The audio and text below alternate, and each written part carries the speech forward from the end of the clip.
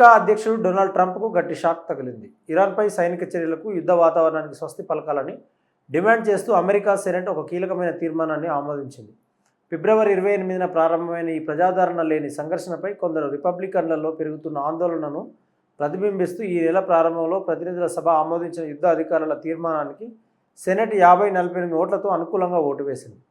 1973 నాటి యుద్ధ అధికారాల తీర్మానం ప్రకారం అమెరికా సాయుధ దళాలను యుద్ధం నుండి ఉపసంహరించుకోవాలని ఒక అధ్యక్షుడిని ఆదేశిస్తూ కాంగ్రెస్ ఉభయ సభలో ఒక తీర్మానాన్ని ఆమోదించడం ఇదే మొదటిసారి కాగా ఇది ట్రంప్కు స్పష్టమైనటువంటి ఎదురుదెబ్బ. సెనెట్ ప్రతినిధుల సభ రెండింటిలోనూ రిపబ్లికన్లకు స్వల్ప మెజార్టీ ఉందన్న విషయం తెలిసింది.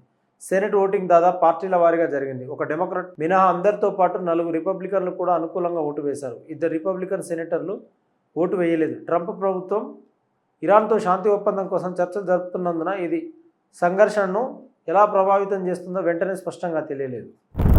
యుద్ధ అధికారాల చట్టం ప్రకారం ఈ తీర్మానం ట్రంప్ సంతకం కోసం వైట్ హౌస్కు పంపారు. అయితే ఈ చట్టం రాజ్యాంగ విరుద్ధమని, అందువల్ల ఇది కట్టుబడి ఉండాల్సిన అవసరం లేదని వైట్ హౌస్ నొక్కి చెప్పింది. కాగా ఇది కోర్టులలో తేలే అవకాశం ఉన్న వివాదాస్పద చట్టపరమైన ప్రశ్నగానే మిగిలిందని నిపుణులు అంటున్నారు. రాజ్యాంగపరమైనటువంటి కారణాలతో కార్యనిర్వాహక శాఖ దీనిని విస్మరించే అవకాశం ఉంది. ఈ తీర్మానం రిపబ్లికన్ల స్వల్ప మద్దతుతో ప్రతినిధుల సభలో కూడా ఆమోదం పొందింది. అక్కడ ఓట్ల లెక్కింపు 215-208గా ఉంది. 4 రిపబ్లికన్లు, ప్రతి డెమోక్రాట్ అనుకూలంగా ఓటు వేశారు. ఎల్నినో కారణంగా 43% వర్షపాతం లోటు ఏర్పడడంతో ఖరీఫ్ సాగుకు ముప్పు వాటిల్లుతుంది. ఈ నేపథ్యంలో పంట నష్టం వాటిల్లే ప్రమాదం ఎక్కువగా ఉన్న 111 జిల్లాలను ప్రభుత్వం గుర్తించినట్లు వ్యవసాయ శాఖ మంత్రి శివరాజ్ సింగ్ చౌహాన్ తెలిపారు. బలహీనమైనటువంటి రుతుపవన పరిస్థితులు జూలై 2 వరకు కొనసాగే అవకాశం ఉందని, దీంతో ఖరీఫ్ పంట వేయడానికి రైతులకు తక్కువ సమయం మిగులుతుందని చౌహాన్ అన్నారు. జూన్ 22 నాటికి మొత్తం సాగు విస్తీర్ణంలో 10% కంటే తక్కువ మేరకి ఖరీఫ్ పంటలు వేశారు. మొత్తం మీద రుతుపవన వర్షాలలో 43% లోటు ఉంది. బలహీనమైన రుతుపవనాలు జూలై 2 వరకు కొనసాగే అవకాశం ఉందని ఐఎండీ అంచనా వేస్తుంది. దీనివల్ల ఖరీఫ్ పంటలపై ప్రభావం పడవచ్చు అని రుతుపవనాల పురోగతిపై సమీక్ష సమావేశం అనంతరం చౌహాన్ విలేకరులతో అన్నారు. మధ్యప్రదేశ్, మహారాష్ట్ర, తమిళనాడు, గుజరాత్, ఉత్తరప్రదేశ్, రాజస్థాన్, కర్ణాటక, బీహార్, జార్ఖండ్, తెలంగాణ, ఆంధ్రప్రదేశ్, ఒడిశా రాష్ట్రాల్లోని 315 జిల్లాల్లో సాధారణం కంటే తక్కువ వర్షపాతం నమోదయ్యే అవకాశం ఉందని మంత్రిత్వ శాఖ గుర్తించింది. ఎల్-నీవో ప్రభావానికి అనుగుణంగా తగినంత వర్షపాతం లేని పరిస్థితులకు అనువైన ప్రత్యామ్నాయ పంటలను సిఫార్సు చేస్తూ మంత్రిత్వ శాఖ రాష్ట్రాల వారీగా ఆకస్మిక ప్రణాళికలు రూపొందించింది. ఒకే పంటపై ఆధారపడకుండా తక్కువ నీరు అవసరమయ్యే పప్పు ధాన్యాలు, నూనె గింజలు, ముతక ధాన్యాలను ప్రోత్సహించాలని, అలాగే స్వల్పకాలిక వాతావరణ మార్పులను తట్టుకునే విత్తన రకాలను ప్రోత్సహించాలని రాష్ట్రాలకు ఆదేశాలు జారీ చేశారు. వర్షపాతంలో అంతరం ఉంది. ప్రత్యామ్నాయ పంటలు వేయమని రైతులకు సూచించాల్సిన అవసరం ఉంది. వ్యవసాయ క్షేత్రాలను ఖాళీగా ఉండనివ్వమని మంత్రి అన్నారు. కాగా ఈ సీజన్కు విత్తనాలు, ఎరువుల లభ్యత సరిపోతుందని ఆయన తెలిపారు. జలాశయాల నీటి మట్టాలు తగ్గుతున్నప్పటికీ ప్రస్తుతం గత ఏడాది కన్నా ఎక్కువ ఉన్నాయి.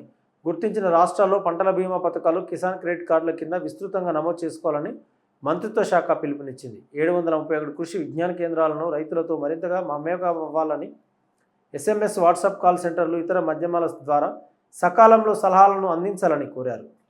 విదేశీ విరాళాల నియంత్రణ చట్టం FCRA నిబంధనలకు కేంద్రం చేసిన సవరణలు భారతదేశంలో పనిచేస్తున్నటువంటి NGOలు, పౌర సమాజ సమూహాలపై ప్రభుత్వ నియంత్రణ పెరగడాన్ని సూచిస్తున్నాయి. అధికారికంగా పారదర్శకత, జవాబుదారీతనంపై దృష్టి సారించినప్పటికీ ఈ మార్పులు NGOల స్వయం ప్రతిపత్తిని ప్రమాదంలో పడవేసే అవకాశం ఉంది.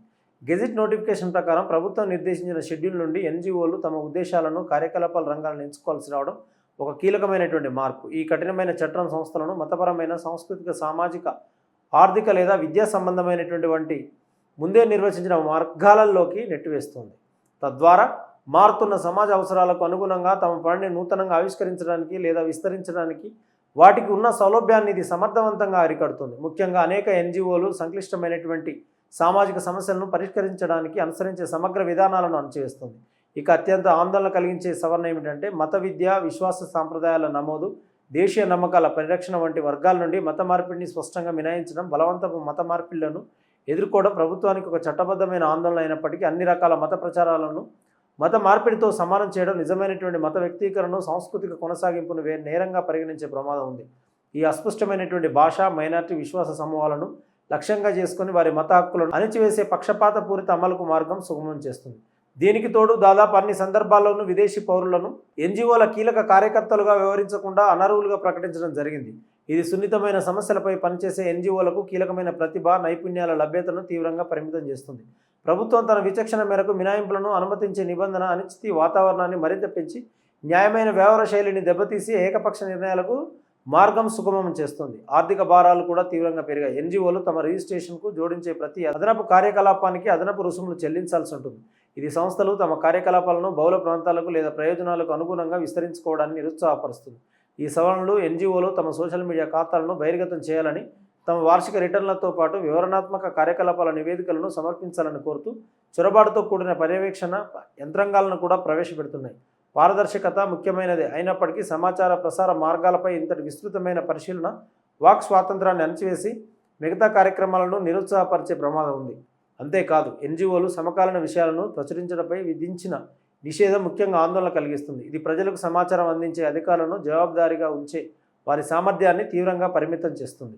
విరాళాలు, మధ్యవర్తి చెల్లింపు సాధనాలు దాతల సలహా మేరకు నడిచే నిధుల ద్వారా వచ్చినప్పటికీ అంతిమ దాతల వివరాలను తప్పనిసరిగా వెల్లడించాలనే నిబంధన గోప్యత ఆందోళనను రేకెత్తిస్తుంది. ఇది దాతృత్వ మద్దతును నిరుత్సాహపరిచి గ్రాంట్ల ప్రవాహానికి ముప్పు కలిగించవచ్చు. ఈ ఆంక్షలు ఎన్జిఓల స్వయం ప్రతిపత్తిని దెబ్బతీస్తుందని, భారతదేశ బహుళత్వం అభివృద్ధికి అవసరమైనటువంటి ప్రజాస్వామ్య స్వేచ్ఛను కుదిస్తుందని చాలామంది భయపడుతున్నారు.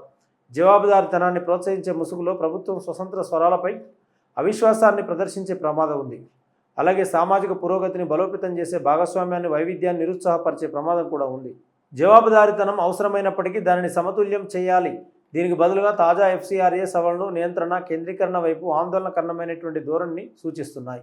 ఇవి భారతదేశ ఎన్జిఓ రంగం స్వేచ్ఛపై తీవ్రమైన ప్రశ్నలను లేవనెత్తుతున్నాయి. వాస్తవ వార్తలకు ప్రమాణం టీవీ వర్తమానం. ఈ వార్తలు ఇంతటితో సమాప్తం. మరిన్ని విశేషాలతో మళ్ళీ కలుద్దాం.